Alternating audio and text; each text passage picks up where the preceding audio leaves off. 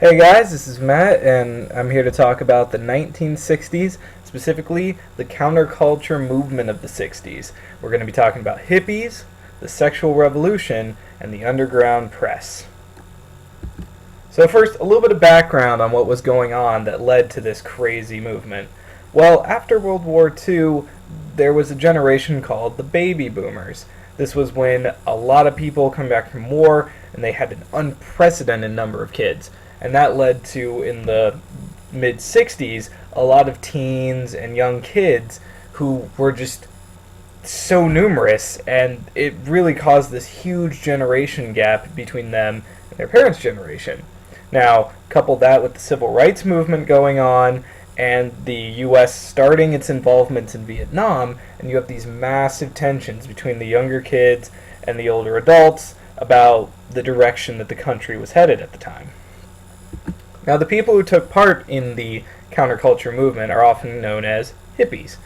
Their famous slogan, "Make love, not war." These were teens and young adults who came together to listen to music, do hallucinogenic drugs, protest social issues, and of course promote peace and love. They dress very differently from the rest of society to show independence. Tie-dye, long hair, that sort of thing.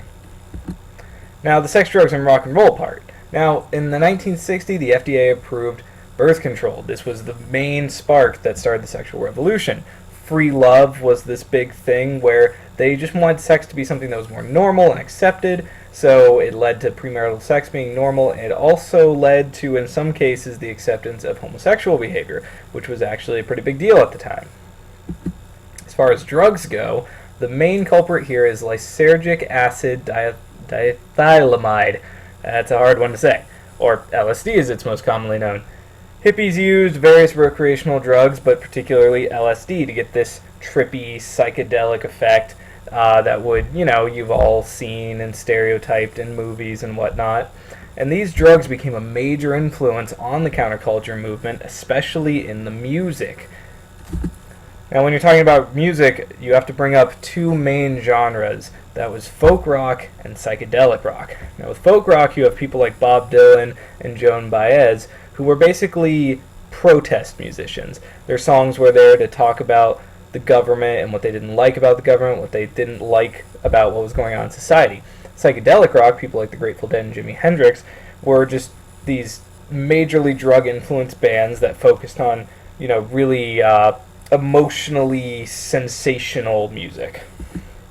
And then there was the underground press. This was the main. These were magazines and papers that hippies read and were part of the counterculture movement. And that's it for hippies. I'll see you guys next time.